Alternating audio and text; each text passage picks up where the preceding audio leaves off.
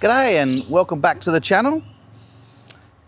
Today we're going to talk about the pros and cons of living in Cairns. The pros and cons I've grouped into 4 pros of living in Cairns and 4 cons of living in Cairns.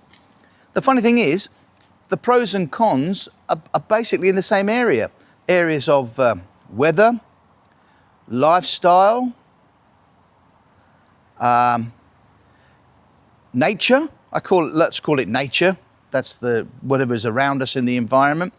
And one other reason, which is different between the pros and the cons. So what we'll do is, I'll sit down and we'll go through it. Okay?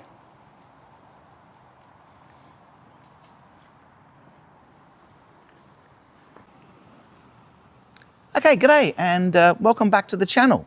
I'm here today to do a video that I've been meaning to do for quite some time now on why you should come and live in Cairns in tropical far north Queensland in the wet tropics. I've sussed it out to about 4 broad topics and funnily enough, pretty much 3 of them are in the pros column and the same 3 are in the cons column. There's one that sort of is a bit different between the pros and the cons, but basically there's 3 and I've got it all written down here so I don't forget anything. There's basically, as I said, there's basically 4 pros, 4 cons. Now, the 4 pros of living in Cairns up here in tropical North Queensland is 1, lifestyle. 2, the nature that is in abundance in this area. 3 is the weather, especially this time of year where it's the cool, dry season, or winter as we call it. All the tourists come up. It's the tourist season really. My favourite season is the hot, dry season because it's more beach type weather, and the pool temperature here in the pool here is about 30 to 33 degrees. It's beautiful. And the 4th one for the pros is it's basically a tourist destination. It's a holiday place, so it's got that vibe to it where every day you feel like you're on holiday. For the con side, the 4th one is supply chain issues we have. Being so distant from Brisbane. From here to Brisbane is about 1,600 kilometres. That's a long way in anybody's understanding. The distance from Brisbane to Melbourne is almost the same distance. So Queensland is a big place. Not as big as Western Australia, but certainly a big place. So let's get stuck into it then. We'll start with the pro side first. Start on the good side. Okay, so let's have a look then. The lifestyle. Where did I put it?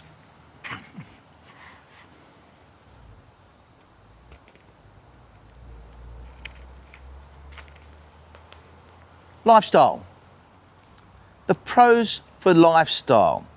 Now, the lifestyle up here is incredibly relaxed. It's very chilled out.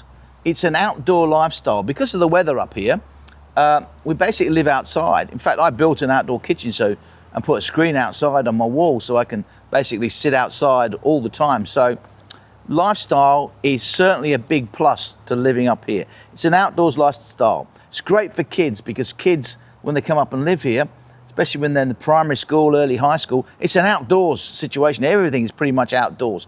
Windows are open, doors are open all the time. It's sort of like you live outside basically. So it tends to make people more happy and more relaxed. There's also, because we've only got about 160,000 people normally living in Cairns, although in tourist season like this, that might be expanded to 200,000, I don't know, but we certainly get a lot more people in tourist season. So generally though, there's less traffic, except for rush hour periods in the morning. going into the city and in the evening coming out of the city. Pretty much any other time, there's not much traffic on the road at all. You get some bottle jams up on the Captain Cook Highway around Palm Cove area going north and south. There's a little bit of traffic there, but mostly that is tourist season. There's lots of restaurants up here and bars.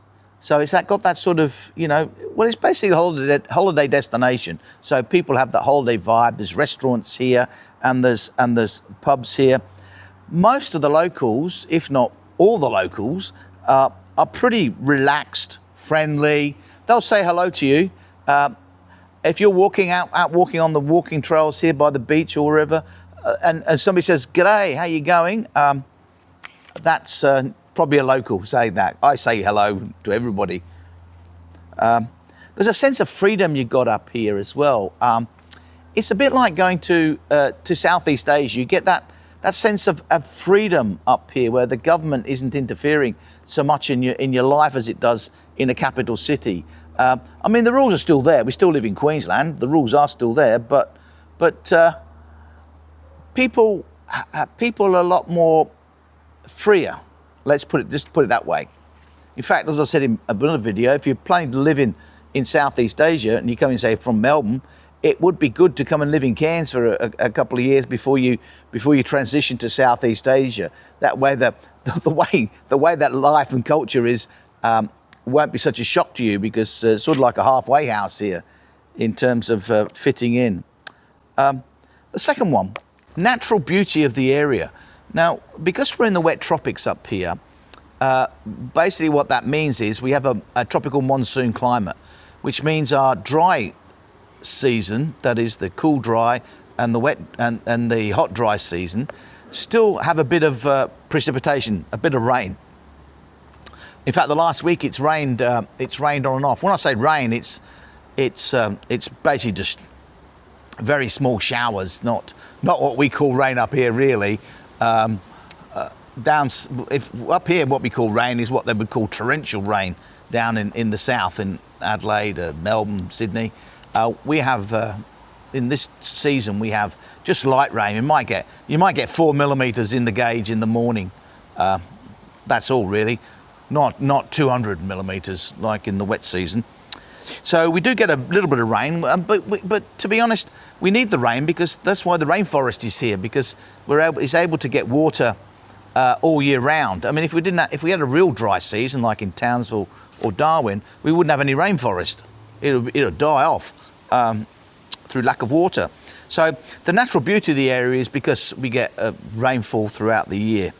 We've also got other natural beauty items apart from the rainforest. We've got the beaches. The beaches are magnificent, especially the northern beaches up here, where I live at Clifton. The beaches are great. Natural. You've seen them on the videos. They're great. We've also got the barrier reef up here. The barrier reef comes closer to the coast up here than it does elsewhere in Queensland. So you've got the ability to get to the barrier reef. We've got lots of hiking trails up through the rainforest and along the beaches. We've got swimming holes, Babinda Boulders, for instance, just south of Cairns. We've got very colourful plants. I don't know whether you can see in the background here, but we've got cordyline and crotons here. It is winter, so funny enough, even though it's 26, 27 degrees, a lot of the plants think this is winter and they start dropping their leaves. Funny enough, I find that funny, that a plant would think that 27 degrees is winter and they should drop their leaves. That's for the deciduous plants. Most of the plants up here are evergreen. They're not deciduous. What else? Oh yeah, so we get the beautiful plants. We got beautiful coloured birds up here as well.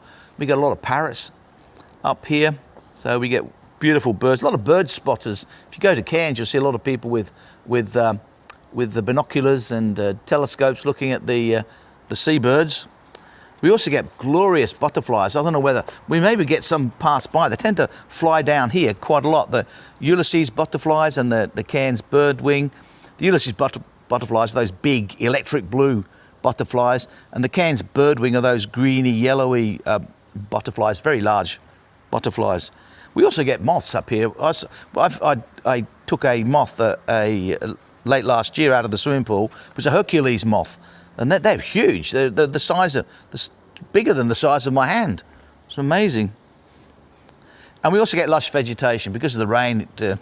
Things grow up here quite a lot. It's quite thankful for this time of year because this time of year things slow down the growth a bit, so you're able to keep things under control because it doesn't rain as much.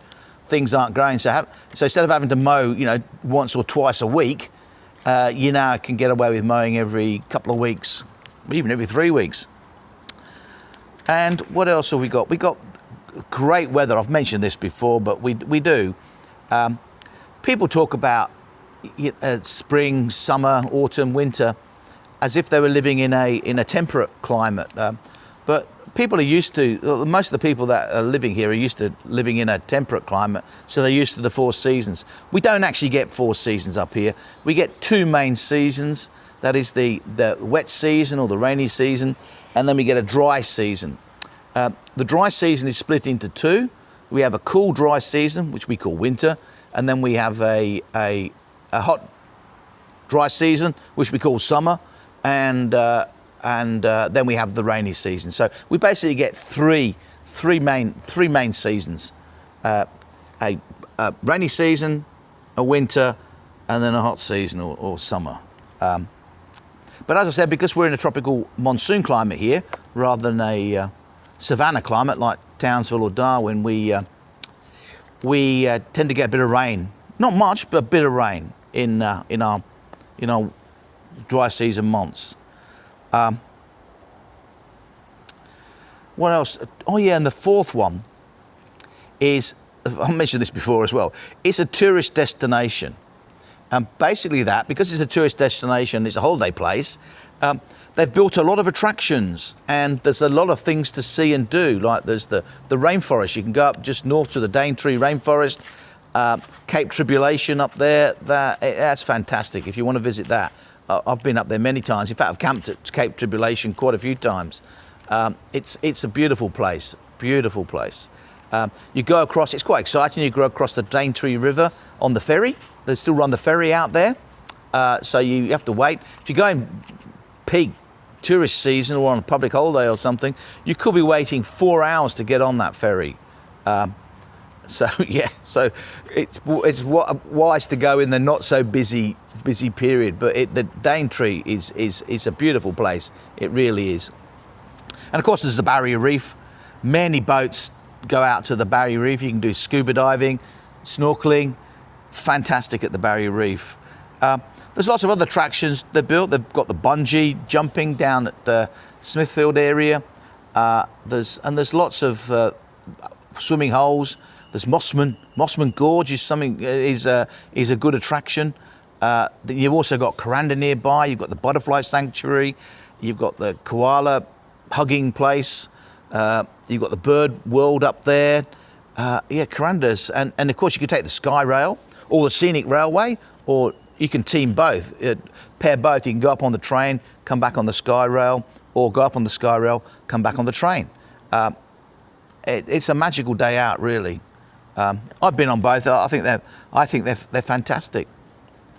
Okay, so what about the cons? We've done the pros. So what about the cons?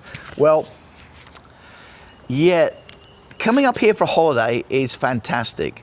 You come up here in the cool dry season, and if you've got weather like today, it's absolutely fantastic.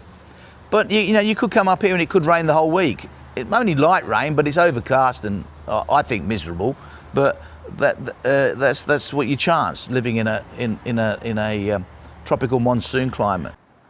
Okay, well that's the pro section of the video.